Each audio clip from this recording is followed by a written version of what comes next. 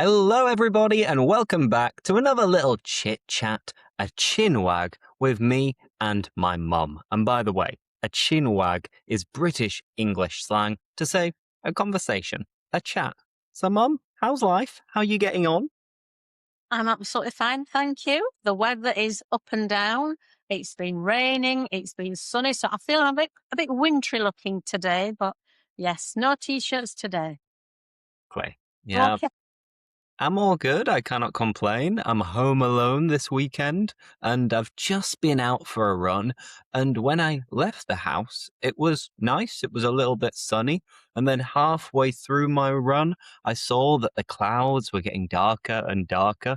So I was trying to hurry up and get back home as quickly as possible. But I didn't make it in time because then the heavens opened and it started pouring it down and I got absolutely drenched. I was absolutely soaked because it started raining a lot. So I was like squelching back. So the sound of my shoes were like Oh, welshing back home. So I jumped in the shower. I've just had some lunch and ready to have a little chat with you. lovely. I always look for chats.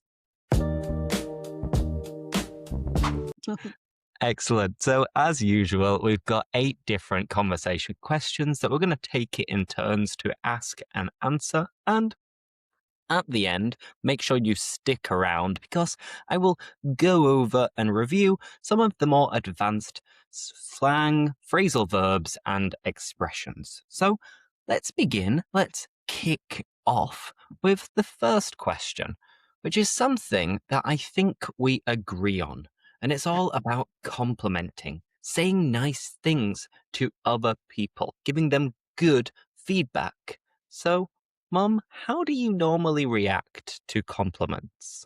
Mm, I sometimes find it a little bit cringy. I get a bit embarrassed and I don't really know how to take the compliment. I don't know how to reply to it. If somebody says you look nice, you're thinking, well, I just sort of say, oh, thank you, thank you. But if it's somebody who's always giving compliments, then it doesn't seem sincere. It doesn't seem meaningful. Now, I've been with your dad for over 40 years, so I'm used to the fact that he doesn't really do compliments. So he doesn't, I know. So when he does give a compliment, I know he means it. So then it's really, really nice. Plus, we always have this situation, which is a bit like a no-win situation where a woman would try something on and maybe say to her partner, does my bottom look big in this? And I mean, where do you go from there?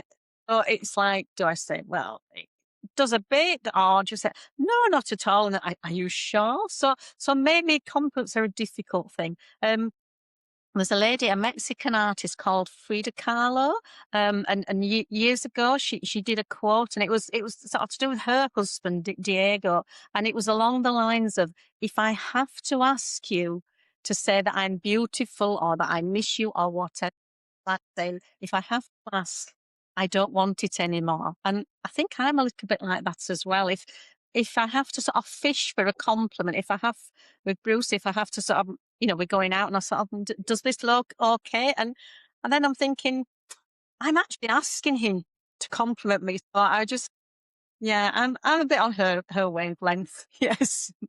What's- Awesome. Well, a few nice phrases that I should go over first. If you're fishing for a compliment, you are kind of begging for it. You're asking for it. And you said it was along the lines of. If something is along the lines of something, it's kind of like that. It's related to that. It's similar to that. And you said that it can be a little bit cringy when people give you a compliment, which is like, oh, it's embarrassing, or it's very corny, it's very kind of predictable.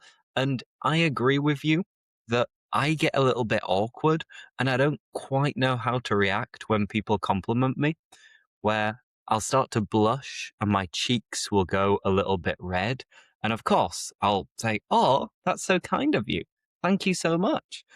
But then usually I'll try to change the topic as quickly as possible. And some students might give me a compliment and they'll say, "Oh, well done. This podcast was great," or "The video was fantastic," or "You've done so well." And I'm like, "Oh, thank you. Thanks so much." And then I'll quickly ask them a question because it's like I don't quite know where to go, what to say, and how to take it. I don't know how to react. And I think that's always been the case. And it's true that some people I do feel will compliment just for the sake of complimenting. In Yeah. particular at work, maybe with people who maybe they don't know what to say, or they might be complimenting you for a specific reason to get in your good books. And then they'll say nice things to you. But if they're always saying it, I agree. They're not being sincere. They're not being genuine. And in that case, just why are you lying? Just be real. Stop complimenting me for the sake of complimenting me. So I think we are on the same wavelength, as you mentioned. Okay, now let's move on to the second question. So, Mum, I'll ask you this one as well. What is your favorite smell? Oh, well, it's not a perfume. It's not a fragrance that you go out and buy in a bottle and squirt on. It's more like if you've been cutting the grass, if you've been mowing the lawn, and that lovely smell, that sort of outdoors sort of smell. It's just really nice. It sort of feels summery and maybe if it's rained a lot, it's rained really heavily, and then you can sort of smell, the soil and the flowers. It's better. But also, if you go into like a supermarket, they have a bit of a ploy, don't they? When I think they either put the bakery as you go in, or I think I've even read that they can pipe the smell of the bakery, sort of pipe it overhead from the bakery at the back. So it sort of greets you as you go in, and you think, oh, I need cake or I need fresh bread. So it's those sort of things. So not your traditional perfume. Or obviously, if I'm making a Sunday roast and then I'm inviting friends over, so there's the roast chicken, the potatoes, just that lovely cooking aroma. So if somebody comes in and says it smells nice now, that's when I'll take a compliment because I'm thinking, well, yeah, I spent hours cooking this, so I'll take that compliment definitely. But what about you, Lewis? I mean, in my case, I absolutely agree that like walking past a bakery or in the bakery section in a supermarket, it smells amazing. And even if you don't go into the supermarket thinking that you need to buy bread, then when you smell it and you see it, then you almost can't help it. You can't resist. It's like, all right, go on then. I'll get a baguette. So that's a smell that I love. Croissants, cakes, bakeries, but also related to breakfast and mornings, coffee. For me, the smell of coffee is maybe the best smell that exists, but probably because I link it and I relate it to the taste of coffee and the effect of having a coffee. So then, whenever I make myself a coffee in the morning, I always smell it. And when I'm smelling it, it's almost like I can actually taste it as well. And I was speaking to a student, actually asking her these questions yesterday, and we agreed on the fact that your taste and your smell are so closely linked. So when you can smell something, you can almost salivate, and your mouth is almost like drooling, thinking of the taste, and vice versa as well. So for me, coffee is an unbelievable smell, and dad's coffee as well is fantastic. So whenever I smell his coffee in the morning, I'll start to think like, ooh, I'd absolutely love one. But then other smells that come to mind, well, lavender is a really nice smell. In Seville, when is it? In spring, they have like the orange blossom season as well. And I know everybody loves that smell. So I'd say coffee, bakeries, orange blossom, and lavender. Maybe there's more as well. Good choices. And when you talk about Dad's coffee, the thing is that I don't actually drink coffee, drink tea, because I just don't particularly like the taste. But coming down to the smell of coffee, I love it. So I can appreciate one thing, even though I don't actually drink it. So I'm with you on Dad's coffee. Perfect. And just a nice verb there to go over it was drooling. So if you're drooling, you are salivating. You've got like liquid coming out of your mouth because you are so hungry. Dogs, in particular, like big dogs, they drool quite a lot. Now, the third question is, do you like having your photo taken? In other words, do you like it when other people take a photo of you? And I'll answer this one first because no. I don't like having my photo taken, but it's a bit weird because I've never really liked having my photo taken, but then I really like looking back on old photos. And for my birthday, for example, you always post a photo of me as a baby or a toddler or as a little child. So I love seeing these memories and I appreciate having my photo taken if it doesn't disturb me and if I don't have to pose for it. If I have to pose for a photo, then I don't like it. But if you've got someone kind of in the background, just taking snaps, taking pics, then it's nice and it's a good memory to have and to cherish. But yeah, I hate having to pose and I don't like having my photo taken if I've got to prepare it and you've got to go to a place, you've got to say cheese, then it's not my thing. But Mum, how about you? Do you agree or disagree with me? Um, I don't really like having my photo taken either, but I think that's because I'm quite critical. I'm quite self-critical. So when somebody shows me a photo and I think I'm like, okay, and then I look at the photo and I look for the flaws. I'm thinking, does nose look big?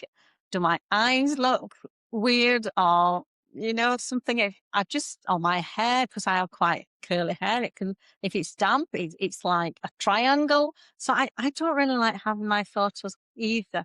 They can either, but I am so glad that we have like the throwback photos of when you were little because it's just so nice and see how cute you were. So yeah, if you said to me, "Oh, let's take your photo," I'd be just like, I like you. I'd rather it was just a natural thing.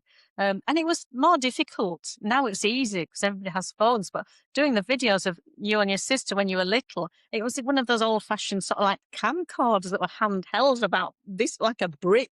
But nice to look back on. But yeah, I'm with you. I don't really like photos. This is difficult enough for me. I'm already out of my comfort zone on the videos, but luckily you don't take my photo as well. So I don't Awesome. photograph well. Excellent. Now let's move on to the next one. But first, just going over a couple of words. You mentioned damp hair, and damp is a little bit wet. And you said you always look and try to identify your flaws, and your flaws are like your imperfections. And both of us agree that we like looking back on old photos, looking back, looking into the past, seeing what we used to look like. Now, the fourth question I think is quite an interesting one, and it is about brand loyalty. So, are you loyal to any particular brands? And I'll begin by giving my answer again, because I'm pretty loyal when it comes to Apple. I switched from a Microsoft, HP, Dell laptop to a MacBook maybe 5 or 6 years ago now. And I don't think I'll ever go back to Windows. And it's just that Apple, I think it's great having your iPhone and your MacBook connected to be able to send photos and videos seamlessly, very, very smoothly. And it's just the feel of Apple products that they feel cooler, smoother, nicer. It's something that I can't really explain because I usually don't care about brands. When I go to a supermarket, I will go for home brand products all the time. And then with clothes, you see, I never really have any logos. So I don't care about specific brands for clothes or for food.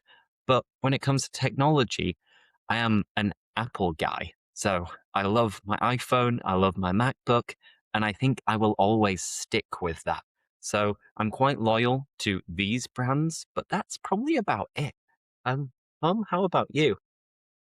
I tend to go for the same clothing brands, and they're not like a popular brand necessarily. I like a lot of things where I know the quality's good, so I will stick with those brands. They're usually quite well-known brands. I mean, Bowden. But I sort of know what I like, and sometimes if you go to a specific place, you sort of know what suits you. So I'm not into sportswear, so I'm not bothered about the latest trainers with the logo on, or very expensive things like that. So I'm quite easygoing on the brands. I go more for the quality. But having said that, I know there's been things recently about animal testing and things, and that's something which I'm looking into more, because I'm trying to go with the natural skincare products. So, with the bunny on it, so it's not tested on animals, because I'm kind of thinking that why would an animal suffer so that I can wear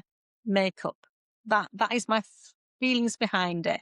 And I just think, so I'm definitely looking more natural products, so hair and skin and things like that. So that's my sort of, not a New Year's resolution. Obviously, we're too far on for that, but that is my going forward, that I will prioritize things like that. Now, I, it's a very good point, and in fact, that just reminded me of a film that I watched last weekend, I think it was, and it's on Netflix. And the name of the film, I've just looked it up, is Mickey 17. Mickey 17. And it's new, and the main character is Robert Pattinson, a very famous British actor. And it's interesting because he puts on an American accent and he sounds like Leonardo DiCaprio. That's what I was thinking, at least. And it's related to animal cruelty and animal testing, uh-huh. but it's a sci fi film. So, what it is that it is using human beings to test different products, different things, different technology. So, the humans are like guinea pigs. So, Oh, right. when they are maybe homeless or have lost all Oh, hope in life, you've got these big corporations which will try to trick them into signing a contract which will allow them to be guinea pigs for different products. So it's very, very cruel, but it's essentially imagining that humans were animals. And mhm. we, of course, test lots of makeup and cosmetics and drugs on animals before it's safe enough to use it on humans. And this film allows you to think about how much pain and suffering animals can go through, because you see a human who is going through endless pain. And then if they end up dying, they're able to create a copy of the human and then continue doing it to them. So that's essentially what the film is about. And it's a really good film and it's really eye opening as well. Of course, sometimes it can be a little bit tough to watch, but it's linked to what you were saying about animal cruelty. So, as a result, I agree with you that it is a good idea to try to find products and stuff like that that definitely haven't been tested on animals, because, I mean, we don't want to support animal cruelty, do we? That's unusual film as well. I've not heard of that. It's quite new. Maybe I didn't do it justice in explaining it, but that's basically what it's Mm, about. And if you're curious, you can check it out on Netflix. It's Mickey 17 was the name of the film. okay. Now, let's keep going after I Wait. went off on a tangent there. And going off on a tangent is kind of, getting distracted from the plan. So I went off on a tangent. So now let's keep going with the next question. And it is, do you like surprises or prefer to know what's going to happen? And Mum, I'll ask you this one first. What would you say? I don't like surprises. I'm not going to beat about the bush here. I just don't like surprises. Um, some can be nice. So, I mean, when it was our birthday, because Bruce and I your dad and I, we share the same birthday, so we tend to do something together. And I thought, we were just going for a meal this time. And then Bruce, in the morning, gave me a birthday card. It said, pack your bag. We're going up to the Lake District. That was a lovely surprise. And we stayed over and we had a good time. Now, if I went into a room, it was my birthday, and suddenly I went in and everybody, there were like 100 people there, and they were like, surprise! That would be my worst nightmare. I would not be comfortable. I wouldn't want a big party anyway, because I don't like to be the center of attention. But if somebody just did it without my knowledge, I would be like, oh, thank you. The only time it was a lovely surprise, similar to that, is when my dad years ago was very ill and he was discharged from hospital at the Christmas Eve. So it was here for Christmas. It was so good to see him, but he was still recovering. He was recuperating at home. And in January, it had been a really tense time. So I just wanted just a little meal out, just me, Bruce, maybe you, your sister, like that. And we went into a little restaurant and my dad and mum, they were sat there. And so that was such a huge effort. So that was the best surprise. That was just lovely, just to sort of see him, because he would have done anything for me. And the fact that he'd made himself go to the restaurant just to be there, it was lovely. So some surprises are nice. Your turn. What about you? I think I'm the same as you because I don't like to be surprised by loads of people. And the idea of a typical surprise party where you don't know anything about it, but maybe your partner or best mate has convinced you to go to a specific place at a specific time. Then you open the door and you see everybody jumping out from behind the chairs and furniture, screaming, surprise! Happy birthday, happy engagement, happy whatever, then I could imagine myself just looking around again, going bright red and thinking like, huh, huh, uh, thank you, everybody. It's great to see you here. Wow. Then I wouldn't know what to say. I think I'd be a little bit speechless, kind of Mm. linked to how we feel when people over compliment you.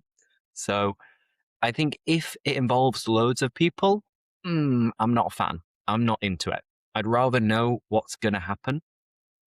But I think if it's just with you and your partner or your immediate family, then a surprise could be good. And especially when you don't expect it at all, because maybe you think that somebody's sick or somebody's living abroad. So you have no idea that the surprise is going to happen and it doesn't involve being the center of attention, then I think you can appreciate it and it can be more exciting and more emotional as well. It could be quite moving where you could be brought to tears, happy tears, of course. So I'd say usually I'm not a fan of surprises and I'd rather know what's going to happen. But maybe special occasions, I don't want to rule it out and say that I never want to be surprised, but only if it's a really, really special occasion. All right, good. Now, next question. Let's take a trip down memory lane. And it is about our first ever trips abroad. Now, maybe you can correct me if I don't remember very well, but I think that my first ever trip abroad was when we went to France because we used to go to France in summer on our summer holidays when we got time off school. And what we do is drive down to Dover, which is the closest port town or city, which is just next to Calais in France. And then we drive onto the ferry and we'd take the ferry for about an hour. Then you'd arrive in France. And then we'd have to drive on the other side and get to a nice seaside village or town somewhere around Brittany or Normandy. And this is what we did for, I think, maybe 3 years in a row when I was probably about 8, Oh. give or take. So I think that was my first ever trip abroad. Mum, am I right? More or less, yes. I think one of them we went Hull to Zeebrugge. So it was an overnight one, which I think you found really exciting because we had a meal in the restaurant. We could sort of see the sun going down. Then we had our own cabin with a little porthole so you could look out. We went to sleep, and in the morning we woke up and there was land. So I think I remember you and your sister being really excited. But yes, we did go to France quite a number of times, and we loved France. I studied French when I was younger, so it was nice. I could do a little bit of practicing. So yes, I think France, and then we moved on to Mallorca. Um, Neither of us are good flyers, but we just love the sun. Like, okay, good. Well, I'm proud of myself. I just about remembered it correctly. But, do you remember your first ever trip abroad? Well, we used to go when I was a child. We used to go just in England most of the time. So it wasn't until I was doing my O levels, so I would be about 16, and I was studying English, French, and German is what I went on to study a more advanced level of. So when there was the opportunity to go abroad, I took it, and it was to Hamburg, and that was on a ferry or a boat anyway. There was a lovely guy. I remember he was called Michael. And we set off, and I was feeling a little bit queasy, a little bit sort of seasick. And so he was so kind. He said, Juliet, I have some seasickness tablets. Take these. And apparently they were the only seasickness tablets. So I took them. Little did we know that later in the journey, there was a force, I think it was like a force 9 gale. We knew something was wrong because in the restaurant, the boat was starting to sort of heave, to sort of go a little bit like that. And some crockery came off, and it was smashing on the floor. And then things would slide off the table, and it just got worse and worse. And they were putting out bags in case people fell ill. And so I was fine. I had the seasickness tablets. I was absolutely fine. And poor Michael, shout out to Michael. He was so ill. And so I felt quite guilty. So I do remember it for all the wrong reasons, but he was such a kind boy. Whether in retrospect he would have given me the tablets if he had known, but he did. So it was a kindness I have never forgotten. Don't remember much about the holiday. I mean, Hamburg was very nice, but I just remember just that, the way that we went was just so, it was just, Ugh. yes, it's memorable.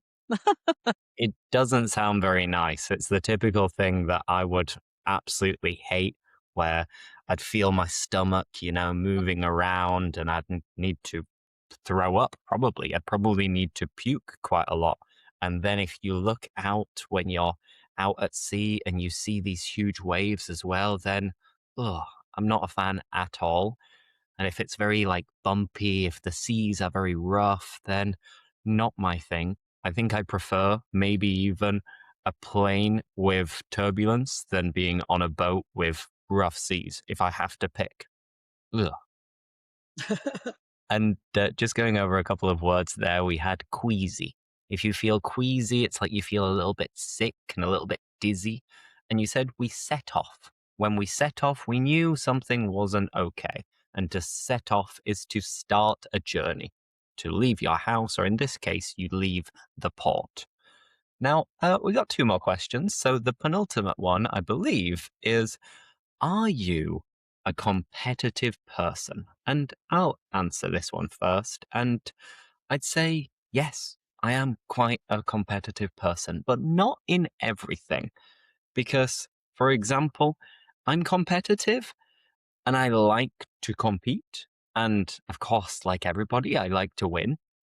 So whenever I play football, I give it everything. I give it my all. And when I'm running as well, I'm very competitive. When I did a half marathon just a week ago, I am always trying to overtake people and to finish as quickly as possible. But I think usually it's not so much about competing against other people, but rather competing against myself. And that's why I love tracking all of my times and my runs to be able to see if I can get a PB, which is a personal best. So that's why I like overtaking people. And even yesterday, I played paddle with one of my mates here, and neither of us are experts. We haven't been playing for quite a long time, but I was still being quite competitive. And I was like, come on, yeah, let's do this. Let's try it. So, yeah, I'm competitive with things that I think I'm good at.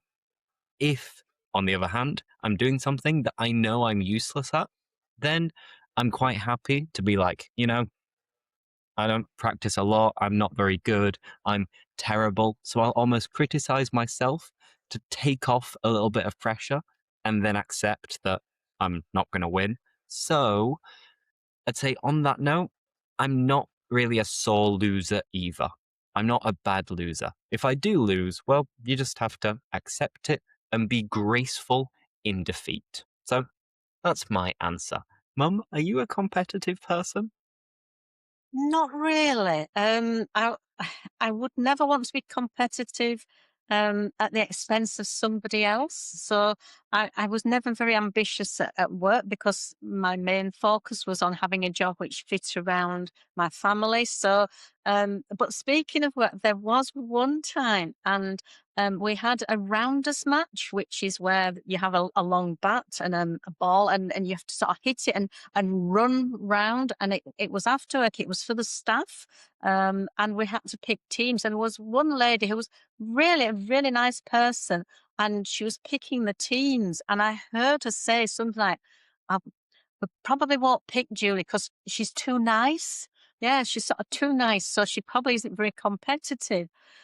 And I heard it and I thought, just because I'm not competitive doesn't mean I'm rubbish. So honestly, when I was picked, I remember feeling very competitive then. And when they threw the ball, I absolutely whacked it with all my strength. I sent it right across the field, and inside I'm thinking, yes. Point to me. But that was just because I think she was mistaking the fact that I was sort of nice and I wouldn't like push in or do things, that she thought I'd just like, oh, just give it a little tap, I'm not bothered about winning. But I had my team, so I was doing it for them as well. So that was the one time I felt quite competitive.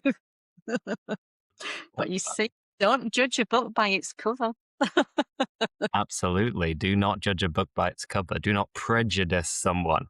And just going over rounders, because you kind of unblocked a memory for me there, because rounders is a sport that I think we only play and practice when you're at like school or primary school, because it's kind of like baseball or softball, but the only real difference that I can remember is that with rounders, you can only hold the bat with one hand, whereas with baseball, for example, you hold it with two hands. And when you get to like a more professional level, you'll maybe wear a helmet as well. And people, when they are pitching and throwing the ball, they'll really throw it hard and fast. Whereas with rounders, I think usually you throw it underarm.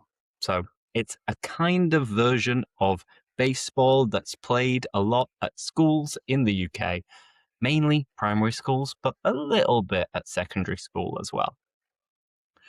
Awesome. Now, let's finish off with the final question. And it is, how long does it usually take you to reply to people when it comes to WhatsApp messages, emails, calling someone back, you name it. And I'll admit that I'm a bit useless. I'm quite bad when it comes to getting back to people. If they send me a Facebook Messenger message, if I'm in group chats on WhatsApp as well, I'm quite bad and I admit it. And I feel guilty about it sometimes. But when people send me a message, if it's not urgent, then sometimes I will. I will read it and then I don't get back to them until later. And maybe this is a New Year's resolution for next year. Who knows? Because maybe because of my job that I'm on my phone quite a lot for work related reasons and I'm chatting to different people for work as well. So then when it comes to getting back to friends or family, I can be quite bad and slow where I maybe don't respond for a day or two. So I should probably improve this, but I've got to be honest with myself and with you, Mum, that I'm not very good at it. It's related to my social battery where I'll see it and think, that's not urgent. I can get back to them in a couple of days. I'm sure you agree, right? I do agree. I do agree. I know that professionally, you're on the ball. You get back to people straight away, unless you're teaching. So I know, I understand that because I worked in an office at the school. So I would get back to people really quickly. And even if I didn't have the answer they needed, I would still acknowledge it. I would sort of say, you know, I don't know at the moment, but, give me another 24 hours. So I think I was conditioned into replying quickly to people. And also, if you didn't, they would just send you another email. So it was just another one to read. So, but I think just out of politeness, I'm sure you are polite, but just tend to respond to people. But yes, I know sometimes now group chats, if it's a one-on-one, you respond quicker. If it's a group chat, I think, yeah, Lewis is teacher. Maybe Lewis is just chilling. Sometimes I think when you've been chatting all day, I think you just like to chill a bit, don't you? So I'll let you off. I'll forgive you because on the whole, you're a great son. So everybody have our little foibles, shall we say, our little weaknesses. But yeah, if it was urgent, I know you'd be straight on it. So it's all good. And yeah, I know that you are very good and you are very on the ball when it comes to getting back to people. So yeah, I need to learn from you, Mum. Awesome. Well, let's finish off there. But as always, I'm going to recap some of the words and phrases that came up. So, starting with cringy. If something is cringy, it's a little bit embarrassing. And it's kind of like mutually embarrassing. So, it makes you blush and you go red. And you use the phrase, it was along the lines of, meaning it was related to or it was similar to.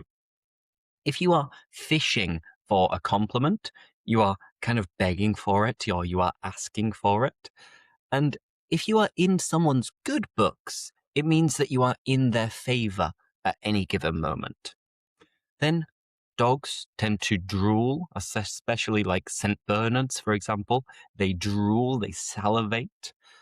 And we were talking about having our photo taken and looking back on old photos, thinking and looking at the really, really old ones, reminiscing about it.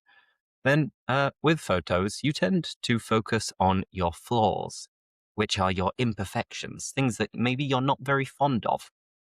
Like you said, having damp hair, slightly wet hair, and to stick with is to continue with. For example, with brands, I know I'm probably always going to stick with Apple brands and Apple products. And I mentioned this film, and as I was mentioning this film, I went off on a tangent. So to go off on a tangent is like to deviate from the main point or the main topic, similar to beating around the bush. It's when you're not getting to the point. Talking about travel, it's very common to use the phrasal verb to set off. So if I'm going to the beach this weekend, I'm going to set off early in the morning. I'm going to leave and start the journey early in the morning. And if you feel a bit seasick or you feel like you're going to throw up, you might be a bit queasy. So queasy is like a bit sick or dizzy at the same time. Now, I don't usually focus that much on grammar, but you used an interesting structure, which was an inversion. And an inversion is when you want to emphasize something by inverting the order of the phrase. What I mean by this is you said, little did we know. So here, did we know is question structure, but you're not asking a question. So this is an inversion. And it's a way of emphasizing to tell a story. So you said, little did we know the sea was going to be so rough. So you're emphasizing. Another example would be, not only did we do this, but we also did that. And one more inversion example would be, under no circumstances can you go for a swim in the sea. So all of these are inversions, very advanced grammar. Now, finally, speaking about being competitive, we whacked the ball, which is to hit it hard. The opposite, like to tap it. And If you are on the ball, you are focused. And a bad loser is also known as a sore loser. So neither of us are sore losers. So, Mum, thank you once again for joining me. You're very welcome. I've learned something as well about the inversion. Yes, that was very interesting. Yes, but you're always welcome, darling. Every day you learn something new, and every day is a school day, as they say. And as always, if anybody would like to join my classes to learn more about inversions, for example, I'll leave the usual link in the video description. And you can also practice this using my app, English with Lewis. So thanks, Mum. Thanks, everybody, for watching, and we'll see you next time. Bye. Bye bye.